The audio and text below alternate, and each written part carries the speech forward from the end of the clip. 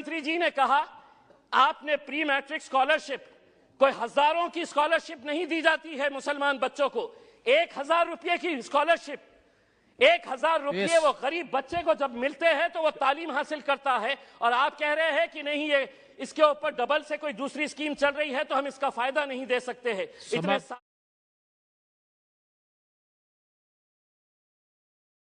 अध्यक्ष महोदय, क्या वजह है कि कुछ कम्युनिटीज़ अपने आप को शेड्यूल्ड ट्राइब्स में शामिल करने के लिए जोर देते हैं? अगर उन्हें शेड्यूल्ड ट्राइब्स कैटेगरी में शामिल किया जाए तो क्या उन्हें महज कुछ सरकारी स्कीम्स का फ़ायदा मिलेगा? उन्हें नौकरियों के अंदर रिजर्वेशन मिलेगा, एजुकेशन के अंदर रिजर्वेशन मिलेगा, या क्या उन्हें शेड्यूल्ड ट्राइब्स में शामिल होने के बाद सम्मान से ज़िंदगी जीने का अधिकार मिलेगा? ये बहुत महत्वपूर्ण सवाल है जिसका जवाब बड़े अफसोस के साथ ये कहना पड़ रहा है कि नहीं, इन्हें सम्मान से जीने का अधिकार नहीं मिलेगा, चाहे वो एसटी के अंदर आ जाए, एससी के अंदर आ जाए। और मैं ये क्यों कह रहा हूँ, ये मैं आंकड़ों के साथ बता सकता हूँ।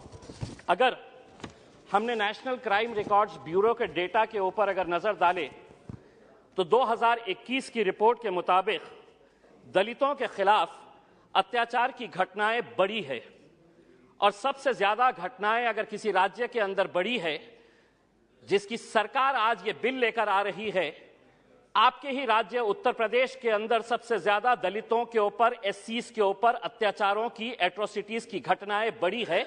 ये मैं नहीं कह रहा हूं, नेशनल क्राइम रिकॉर्ड्स ब्यूरो बता रहा है। जिस शेड्यूल्ड ट्राइब्स के अंदर और ज्यादा कम्युनिटीज को आप ऐड कर रहे हैं, उनके खिलाफ कैसे अत्याचार की घटनाएं बढ़ रही है, ये नेशनल क्राइम रिकॉर्ड्स ब्यूरो दोबारा आपको बताता है। एसटीज के खिलाफ 6.4% अत्याचार, एट्रोसिटी की घटनाओं के अंदर बढ़ावा हुआ है, बड़े हैं एट्रोसिटीज के केसेस। और सबसे ज्यादा केसेस शेड्यूल्ड ट्राइब्स के, जो नेशनल क्राइम रिकॉर्ड्स ब्यूरो आपको बताता है, किसके राज्य के अंदर है, तो मध्य प्रदेश के अंदर सबसे ज्यादा घटनाएं बढ़ी है।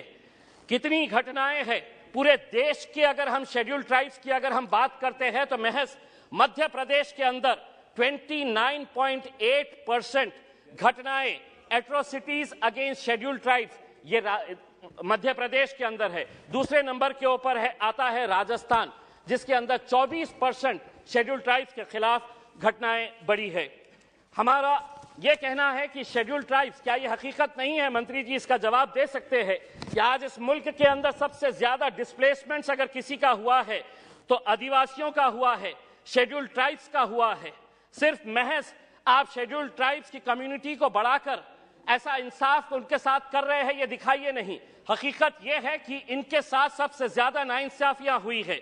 यूडीआईएससी की रिपोर्ट 2021-22 के तहत एससीज और एसटीज और मुसलमानों के बारे में बताती है कि एससीज का टोटल एनरोलमेंट जो प्राइमरी से हायर सेकेंडरी तक जाता है वो 9.73%, मुसलमानों का एनरोलमेंट होता है 14%, लेकिन एनएसएसओ की रिपोर्ट के हिसाब से 12.8% ड्रॉप आउट जो है, वो टोटल एनरोलमेंट अगर जो होता है उसका 12.8% ड्रॉप आउट हो जाता है, जिसमें से 18.2% प्राइमरी लेवल के ऊपर ड्रॉप आउट हो जाते हैं एससीज के, जिसमें से 17.2% मिडिल लेवल के ऊपर के जितने भी है, 17.2% ये मिडिल लेवल के ऊपर ड्रॉप आउट हो जाते हैं। और इसमें मुसलमानों का ड्रॉप आउट परसेंटेज कितना है, तो 15.7% है।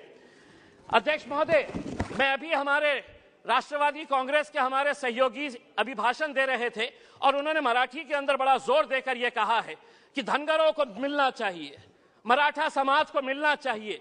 इतने साल सत्ता में यही कांग्रेस वाले बैठे थे, यही राष्ट्रवादी वाले में बैठे हुए थे।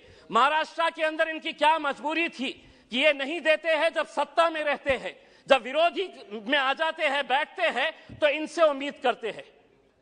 इनसे उम्मीद कैसे की जा सकती है?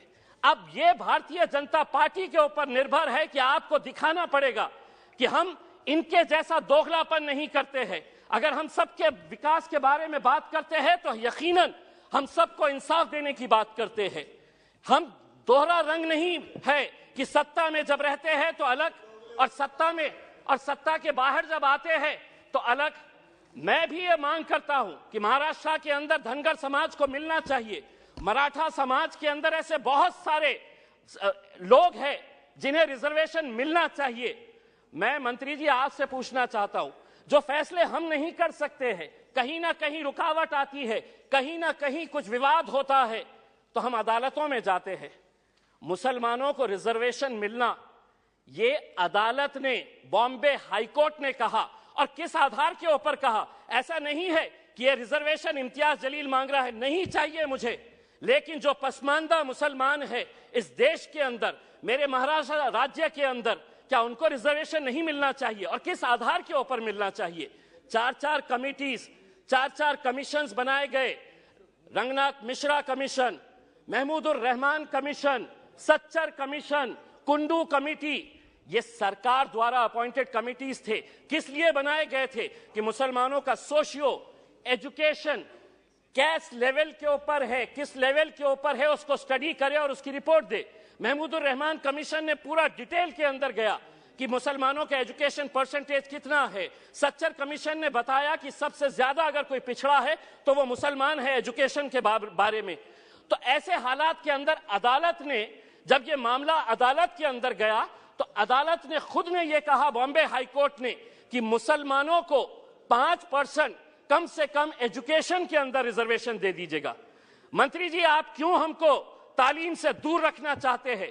क्यों चाहते हैं कि मुसलमान ने पढ़ना नहीं चाहिए? हमारी भी ख्वाहिश है कि हमारे भी बच्चे IAS, IPS, UPSC पास करें, लेकिन अगर यही नीति अपनाते रहेंगे कि कल मंत्री जी ने, एक मिनट, कल मंत्री जी ने कहा आपने प्री मैट्रिक स्कॉलरशिप, कोई हजारों की स्कॉलरशिप नहीं दी जाती है मुसलमान बच्चों को, 1000 रुपये की स्कॉलरशिप, 1000 रुपये वो गरीब बच्चे को जब मिलते हैं तो वो तालीम हासिल करता है। और आप कह रहे हैं कि नहीं, ये इसके ऊपर डबल से कोई दूसरी स्कीम चल रही है तो हम इसका फायदा नहीं दे सकते हैं। इतने सालों से अगर दी जा रही थी, आप क्यों रोके हैं? हम आपसे अनुरोध करेंगे कि विशेषतर महाराष्ट्र के बारे में आप मराठाओं को भी दीजिए, धनगर को भी दीजिए, लेकिन मुसलमानों का हक ज्यादा इसलिए बनता है कि कहीं ना कहीं अदालत ने इनके बारे में कहा है कि इनको रिजर्वेशन मिलना चाहिए। धन्यवाद।